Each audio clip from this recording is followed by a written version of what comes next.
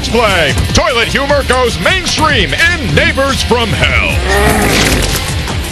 We play with controllers and get up and dance. It's Tiger Woods PGA Tour 2004. Shake it, baby. It's game time.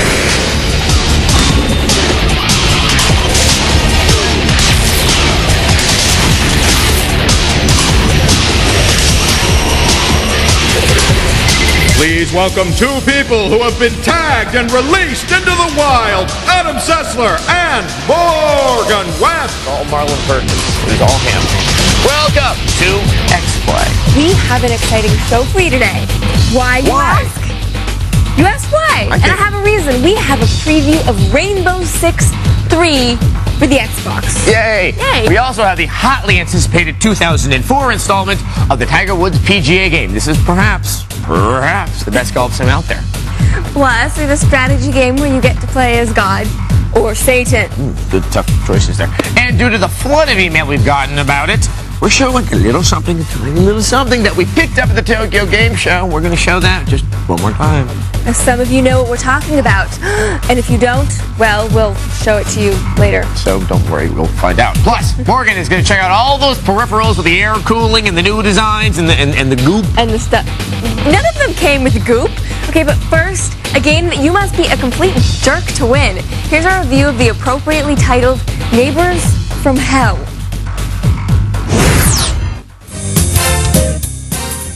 Neighbors from Hell is a mean-spirited puzzle game that is bizarrely presented in the format of a situation comedy.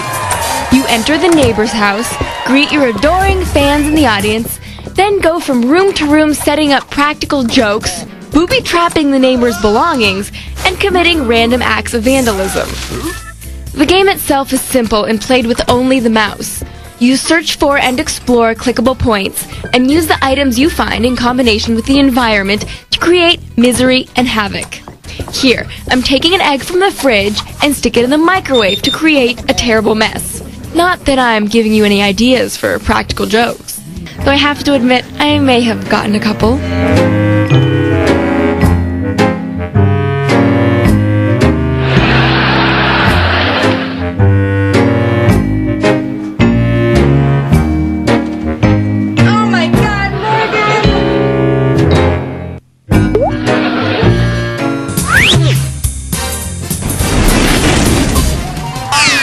Maybe it's funnier in the game. You need to set these tricks up while your neighbor is not in the room. If he catches you, he'll, not surprisingly, beat the living crap out of you. You can't really blame him. You kinda deserve it. The challenge lies in finding the best order for your pranks, because your ratings go up if he runs into several tricks in a row. Since you know putting laxative in his beer is gonna send him bolting for the crapper, why not take the opportunity to get his toilet nice and clogged? Despite the hilarity of replacing someone's candy with toxic bath beads, there are some problems with the game. The neighbor's routine can be overly predictable, and there's often only one right way to solve the levels. And the game is short. If it lasts you more than half a day, you're in luck. Since you're under pressure to constantly lay the next trick and get out of the room, you'll rarely have a chance to see the satisfying results of your labors. Isn't this the whole point of the game? You can set the camera to scroll to the action each time your neighbor falls into a trap, but when you're timing your actions to the second, there's often no time to revel in his misery. Neighbors from Hell definitely has some challenging puzzle-solving action. But its galling brevity, combined with the inability to actually watch the results of your tricks, make it a one-shot deal at best, with little replay value. Except perhaps in real life. We give Neighbors from Hell a tricksy 2 out of 5. I actually enjoyed Neighbors from Hell. Really? Well, it's kind of, I mean, it's really short. It's really short, but it's kind of fun, and I didn't find it so mean-spirited because it's cartoon people. I did feel kind of bad for the neighbor. He just seemed like some poor, nice, old, lonely man. You're breaking into his house and destroying everything he holds dear. Well, he's It's a little alone, weird. so he must have done something wrong. Oh, that's right. Of course, How do you Morgan explain must have that? liked the game because you routinely hit me, torture me, hurt me, wound me on television. So, of Shut course, up. this is it. Hey, Okay, speaking of hell, our next game is called Heaven and Hell. that is the worst transition ever. Don't make me hit you again. Okay, so it's a strategy game where you play a good or evil god. Kind of like Populous or Black and White or even Pikmin. Only those games are much better. Here's our review of Heaven and Hell. I'm a god. I'm a god. You tiny dudes are dead. I float weightlessly above you, angry, disdainful of all your pathetic acts. Beware my wrath, worthless refuse of my making. Driving Jesuits. What happened? Am I supposed to feel all-powerful over this ant farm? Heaven and Hell, Live and Let Die, has very little to do with anything in its title. It should be called Tiny Clunky Light-Colored Dudes Commingling with Little Clunky Tabasco-Colored Guys. As the Celestial CEO, you'll appoint an ambassador of your vision to roam around a mind-numbingly boring game space bringing religion to the masses. Yes, sir. Which, as history tells us, leads to nothing but trouble. In the gamer's case, this will only lead to tedium. Conversion is based on a series of very simple routines. You blow into town, cast a vision of an angel, follow it up with a scoop of rainbow, and then preach to them until they're buying whatever it is that you're selling. Should you decide to play a nice deity, your sermon-slinging prophet's name is Baptismon. Baptismon is a lousy name for a prophet. I'm sorry. His evil counterpart is Baptismael, the Baptist. Yes, that too is a lame name with very little divine intervention in the imagination department. Other prophets spring to your side in later levels. Their unique contributions are hard to see. Hey, what's going on down there? The Enforcer class is known as Beat Up Oban. His evil counterpart is known as Beat Up Male, and has this slick little spell called Heavy Metal, where he drives his troops' fury with sheets of chunky guitar chords. Another odd feature of the Enforcer class is their conversion by the sword mentality. Basically, the soldiers enter a town and just start randomly whooping the Jesus out of unsuspecting townfolk until they see the righteousness of your words. Why would the good guys do this? So, you're probably thinking, there must be some cool fighting elements in this game, and why wouldn't you? It's supposed to be an epic struggle between good and evil. Forget about it. This is about as Armageddon as it gets, folks. Evil seems to really have the dark, groovy encampment you'll want to visit at Burning Man next year. Cool evil sounds, dancing fire demon, leg of locust, you get the picture. The good side just seems like something out of a kid's picture book in the dentist's office. This game will feel like a long sermon delivered through a Stephen Hawking voice box. Good in theory, but the ride's just too damn long. We give it a 2 out of 5.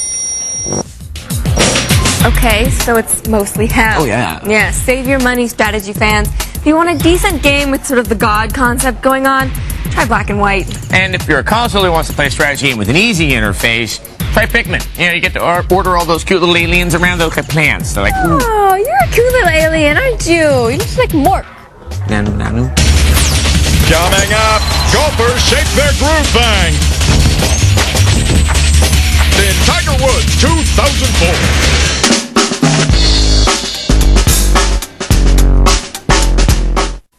And now it's another Get Into Gear giveaway clue to win a 2004 BMW Z4 plus cool daily prizes. Leo Laporte here. Louis-Jacques Mondet Daguerre was the inventor of the first practical process of photography. That's the clue. Now log on to techtv.com/getintogear and take the Get Into Gear quiz. And keep watching Tech TV weeknights anytime between 7 p.m. and 1 a.m. Eastern till October 31st for more clues and more chances to win. It's Tech TV's Get Into Gear giveaway, brought to you by RCA. Here they are, Miss America, Adam Sessler and Morgan Webb. Yeah, we're like the Voltron Lions. You know, we come together to form one beauty queen. Like Master Blaster! We're the Manitou. Okay, we're nerds. We're back. And we have a golf sim. Yes, it's Tiger Woods PGA Tour 2004. That's this year, and it's from EA Sports. Ah! Look at that. He's looking at me. Too intently. It's like he's going to come and mess up my hotel room. Okay. The 2001 installment of this series became the first golf game to use the analog stick to control the swing of your club. Genre-defining. Yes, it was. But this 2004 game, it has Cedric the Entertainer in it, which is kind of like an analog swing, except it has nothing to do with it at all. Oh, God. Here's our review of Tiger Woods PGA Tour 2004. Tiger Woods PGA Tour 2004 is not your granddaddy's golf game. Sure, it has some of the frustrations related to real-life golf there. But this golf game is all about attitude, style, and such a wide assortment of addictive features. You will want to kiss Mario and his Toadstool Tour goodbye. Nice shot. To be fair, Tiger Woods PGA Tour 2004 is not radically different from 2002's version. Both include many of the same modes and feature a near-identical swing system, which involves quickly flicking the analog stick back and forth to simulate the natural stroke of a real club. PGA Tour 2004 differs from previous installments in the sheer number of options offered to you. Chief among the additions is the ability to create your own golfer with one of the best character editing tools ever released. This is even more fun than the actual golf portion of the game. It's sort of like Barbie Golf Edition. I didn't even know there were this many hairstyles. Shall we go with the loose ponytail? Oh yes, that's the look of a pro golfer. We can also adjust the distance between the eyes, the shape of the brows, the size of noses, jaw length, and even the gap between the teeth. Players can also customize different animations for swinging the club or celebrating.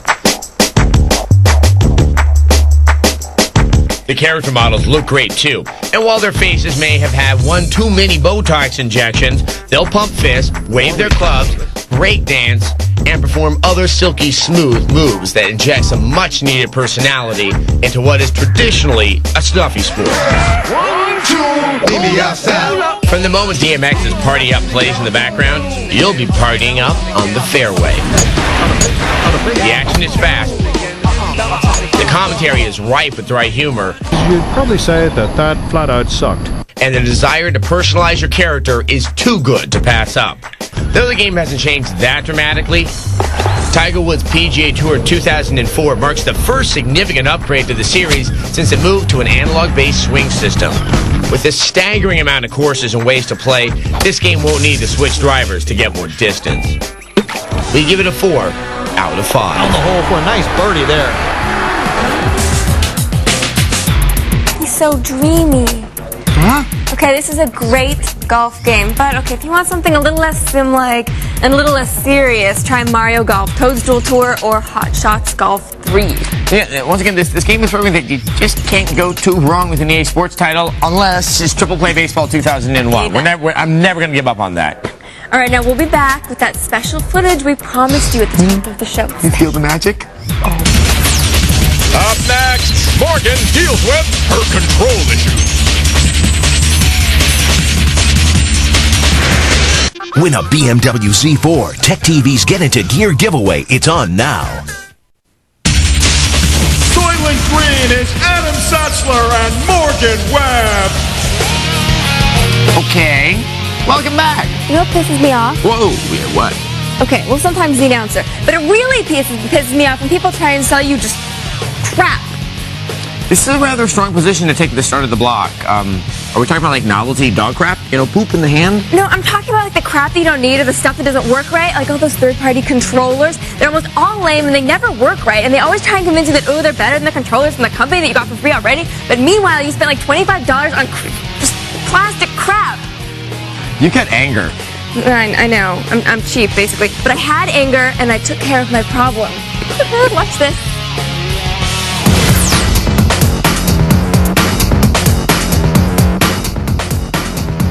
When you buy a console, you get controllers for free.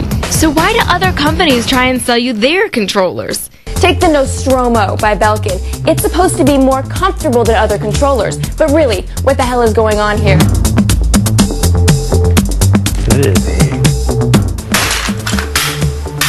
Do you get really excited when you're playing a game?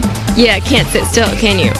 Another reason to get a third-party controller is to cut the cord and go wireless. This is the Predator wireless controller for the PS2. The R and L buttons are in a weird position, and it's big for a PlayStation controller. And no one ever takes connection loss as the reason you're getting your ass beat at Soul Calibur.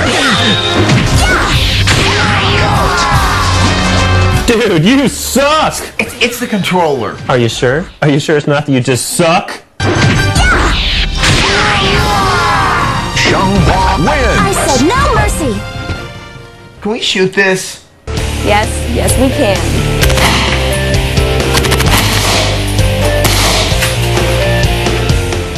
Now, the wireless controllers we like are from Logitech for the Xbox and the PS2, and for the GameCube, look no further than Nintendo's own Wavebird. It gets pretty stressful, doesn't it? You're being super sneaky in Splinter Cell, your nerves are shot, and your palms are so sweaty they're dripping into your shoes.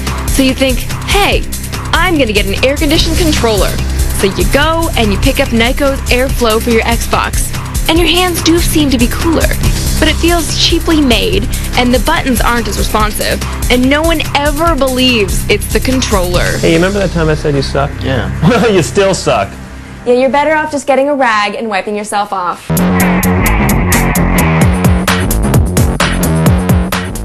We did, however, notice that the holes in the airflow make it easier to stuff with explosives.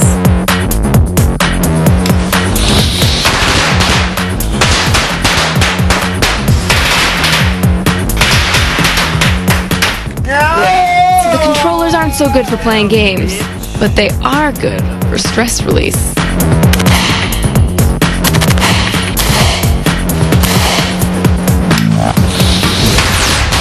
I feel better.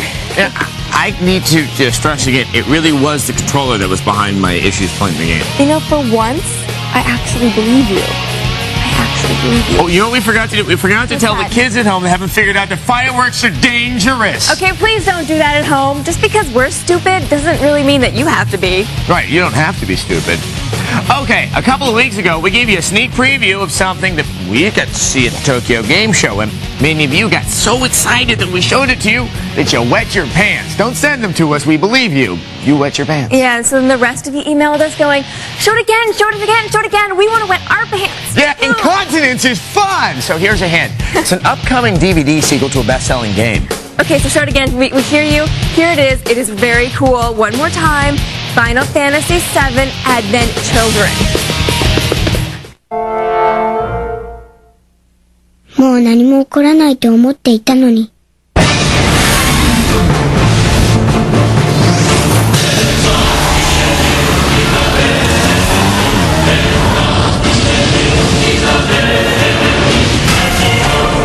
俺は許されたいんだと思う。俺は許されたい。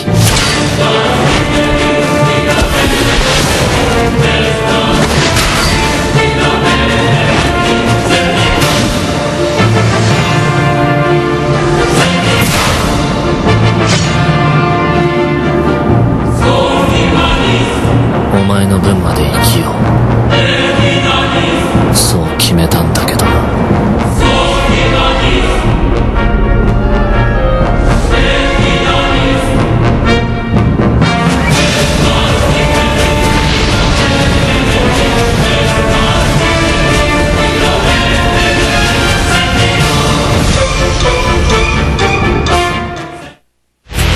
It looks just as amazing the second time. It's really beautiful.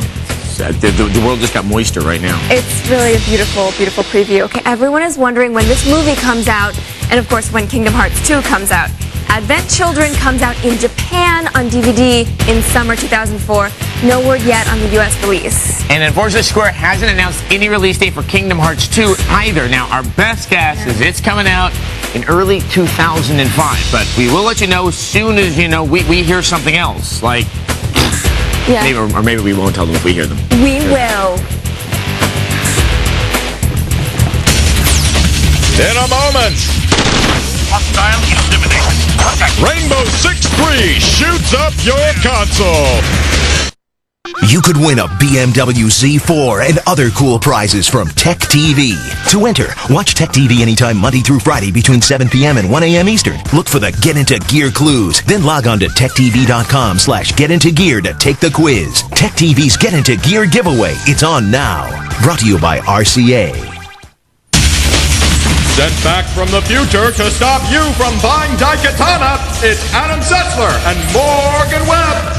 Yep, we're a little late then. Welcome back to X-Play. Here's our preview of Rainbow Six 3 for the Xbox. Placing explosives. Explosives ready. In a bit of a departure from its predecessors, Rainbow Six 3 for the Xbox features a shifted emphasis towards action. Instead of complicated waypoint plotting, you'll remain in the field as the lead of an elite unit and deliver simple commands without ever missing a beat of action. Roger, open and clear. In the role of Ding Chavez, the commander of a sophisticated counter-terrorist team, you'll lead covert ops that span Europe, the United States, and even South America. The missions vary between noble rescue tasks and, of course, the strategic use of force to stop dirty evildoers. Ding. Plus, you may find yourself disarming their bombs. Let's see, red wire or red wire? Yes! Woo! Drinks are on me. Part of the beauty of the upcoming Rainbow Six 3 game, though, is your ability to delegate. Waiting for orders. Moving now. Securing hostage. Holding position and waiting for orders. Roger, moving now. Roger. Open flash unclear. Got your 6, Ding. Still waiting for orders. Ding says don't be so needy. The game's visuals will be an improvement over the PC version. The environments have a realistic quality, and the characters themselves move in lifelike fluid motions. In fact, the right mix of confusing orders can even lead to an impromptu dance-off. Roger. Roger. Gotcha. Oh yeah, I like the way you work it. Right. Shake your moneymakers. Informant. Roger. So the pre-missions will give you an opportunity to outfit yourself with the latest real-world gear. Then afterwards in the field, you can put this stuff to the test. You'll be able to use the latest in infrared and heat imaging technology. Taking fire! Plus, it might be fun to surprise the perpetrators with an occasional flash bomb. I said surprise the perpetrators! Okay, shake it off. Now, given the level of violence inherent to the game's subject matter, thinking on your feet is going to be crucial. Perhaps the most exciting gameplay feature of Rainbow Six 3 will be its support for Xbox Live, which will offer the option of both team-based cooperative and competitive gameplay, as well as support for voice communication. Hey guys, tell me, is that a Rembrandt? Roger. Above and beyond the single-player game, the online options should offer incredible potential for long-term replay value. Look for our full review soon. And Rainbow Six 3 will be out on the PS2 and the GameCube in late 2004. Well, I want it, and if you want to find out more about it, go to our website, techtv.com/xplay. Good night.